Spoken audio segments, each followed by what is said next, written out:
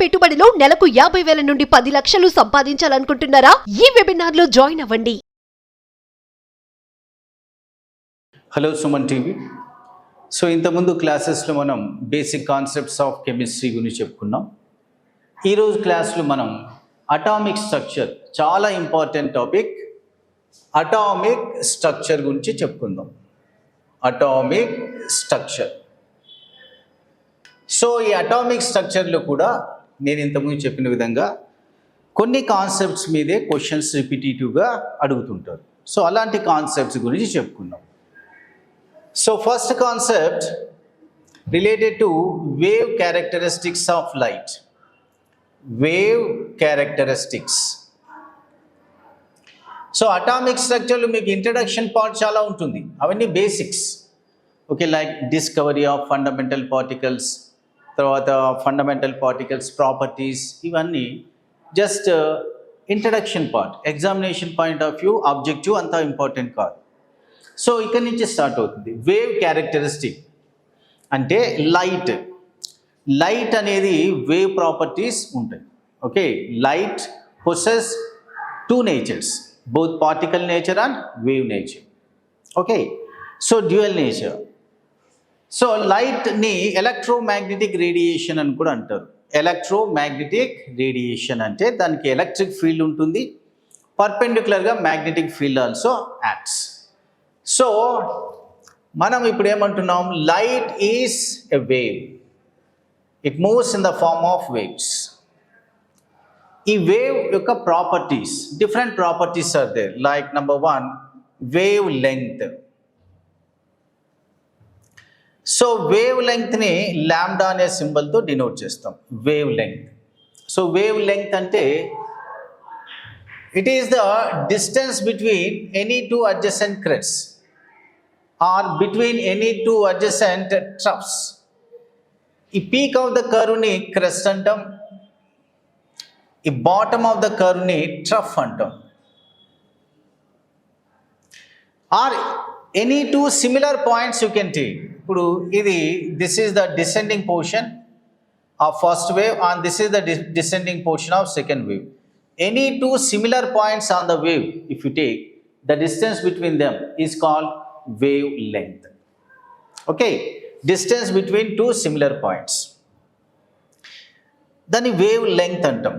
So length కాబట్టి దీనికి length units ఉంటాయి. ఆ units okay, centimeters, meters, angstrom units, picometers, etcetera, అన్ని లెంగ్త్ యూనిట్స్. ఇందులో ఇంపార్టెంట్ 1 యాంగ్స్ట్రామ్ ఈక్వల్ టు, ఈ conversion okay, 10⁻⁸ centimeters or 10⁻⁻10 meters. ఇది గుర్తుపెట్టుకోవాలి మీరు.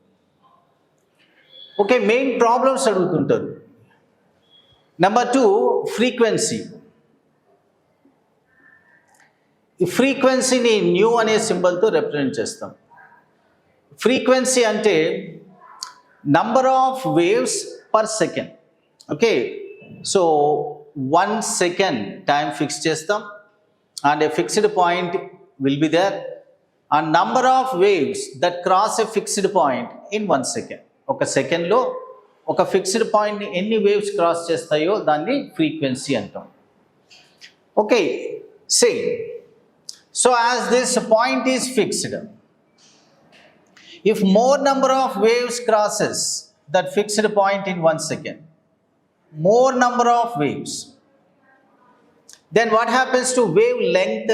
ఈ waves అన్నీ క్లోజ్గా వస్తాయి. అప్పుడు వేవ్ లెంగ్త్ ఏమవుతుంది, డిక్రీజ్ అవుతుంది. అంటే ఈ ఫ్రీక్వెన్సీ అనేది వేవ్ లెంగ్త్కి ఇన్వర్స్లీ ప్రపోర్షనల్గా ఉంటుంది.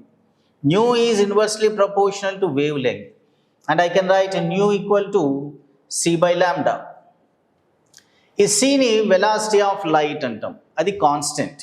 Okay, c is called velocity of light. Velocity of light value 3 into 10⁸ centimeters per second. So lambda value ఇస్తుంటారు అండ్ దీని నుంచి మీరు ఈ లాంబ్డా ఫార్ములా కూడా డిరైవ్ చేయొచ్చు. చెప్పండి, lambda equal to nu equal to c by lambda అయితే lambda equal to c by nu. ఇది చాలా చాలా ఇంపార్టెంట్. రీసెంట్గా కూడా క్వశ్చన్స్ అడిగారు ఇందులో. ఏం లేదు, జస్ట్ ఈ న్యూ యూనిట్స్ వచ్చేసి ఓకే. సో 1/λ అంటే centimetre inverse, okay, metre inverse. This one you have to use c/λ, nu equal to c/λ you have to use. Okay, ఇక్కడ మీకు c వచ్చేసి metres per second divide by lambda metre, metre cancel అవుతుంది. అంటే second inverse అనేది unit. దీన్ని మనం hertz అని కూడా అనొచ్చు. హెర్ట్జ్ అనేది ఫ్రీక్వెన్సీ యూనిట్. సో రీసెంట్గా క్వశ్చన్స్ చాలా అడిగారు అనమాట. అంటే లాంబ్డా 300 యాంగ్స్ట్రామ్ యూనిట్స్ ఇస్తారు, న్యూ కనుక్కోమంటారు. ఇది యాంగ్స్ట్రామ్స్లో ఇవ్వచ్చు, ఓకే, పికోమీటర్స్లో ఇవ్వచ్చు, నానోమీటర్స్లో కూడా ఇవ్వచ్చు. Nanometre 1 nanometre equal to 10⁻⁻9 metre, ఇది కూడా మీరు గుర్తుపెట్టుకోవాలి. అదేవిధంగా 1 picometre equal to 10⁻⁻12 metres. Okay, ఈ కన్వర్షన్స్ గుర్తుపెట్టుకోవాలి. ఇక నేను 300 యాంగ్స్ట్రామ్ తీసుకున్నాను. Okay, so nu equal to c/λ కదా.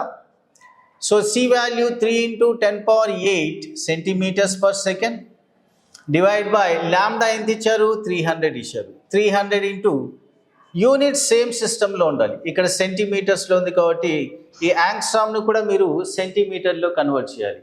1 angstrom equal to 10⁻⁸ centimetre. Anyhow ఈ సెంటీమీటర్ క్యాన్సిల్ అవుతుంది and you will get the answer in second inverse or hertz. ఈ type of problems చాలా ఇంపార్టెంట్. ఇంకొక మోడల్ వస్తుంది మీకు, ఇంకొక వేవ్ క్యారెక్టరిస్టిక్ కూడా చాలా important. That is wave number. So wave నంబర్ని న్యూ బార్తో డినోట్ చేస్తాం. Wave number equal to reciprocal of wave length. Reciprocal of wave length. Number అంటే ఒక ఫిక్స్డ్ డిస్టెన్స్ 1 సెంటీమీటర్ తీసుకుందాం. Number of waves that crosses a fixed distance is or unit distance. Unit distance is called wave number. ఈ unit డిస్టెన్స్ని more number of waves cross చేసాయనుకోండి, అప్పుడు కూడా ఏమవుతుంది, waves చాలా దగ్గరగా వస్తాయి, వేవ్ లెంగ్త్ డిక్రీజ్ అవుతుంది. అంటే వేవ్ నంబర్ ఇంక్రీజ్ అయితే వేవ్ లెంగ్త్ డిక్రీజ్ అవుతుంది. కాబట్టి వేవ్ నంబర్ అంటే reciprocal of wave length.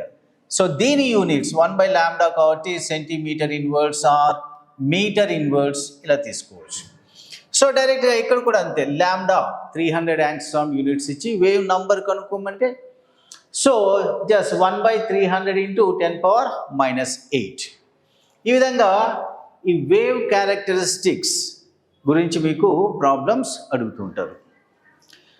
So ఇందులో నేను ఒక ప్రాబ్లం డిస్కస్ చేశాను. ఓకే, న్యూ అంటే ఫ్రీక్వెన్సీ కనుక్కోవడం, న్యూ ఈక్వల్ టు c/λ. అలాగే ఒక్కోసారి వేవ్ లెంగ్త్ కనుక్కోమంటారు, లాంబ్డా ఈక్వల్ టు c/న్యూ. సో ఫ్రీక్వెన్సీ ఆఫ్ లైట్ ఇచ్చి wave number in different units. Okay, ఈ ఫ్రీక్వెన్సీ మీరు హెర్ట్జ్లో సబ్స్టిట్యూట్ చేసి ఈ velocity of light centimeters per సెకండ్లో సబ్స్టిట్యూట్ చేస్తే మీకు లాంబ్డా వాల్యూ సెంటీమీటర్స్లో వస్తుంది. ఆ సెంటీమీటర్స్ నుంచి మీరు కావాలంటే మీటర్స్లో కన్వర్ట్ చేయొచ్చు, యాంగ్స్ట్రామ్, పికోమీటర్, నానోమీటర్. సో మీరు అటామిక్ స్ట్రక్చర్లో వేవ్ క్యారెక్టరిస్టిక్ మీద problem, okay, problem based on this formulas concentrate చేస్తే సో ఈ ఏరియా నుంచి క్వశ్చన్స్ రావడానికి పాసిబిలిటీ ఉంది. అండ్ ప్రీవియస్లో కూడా రెఫర్ చేస్తే మీరు ఈ ఏరియాస్ నుంచి చాలా క్వశ్చన్స్ అడిగారు. Okay viewers.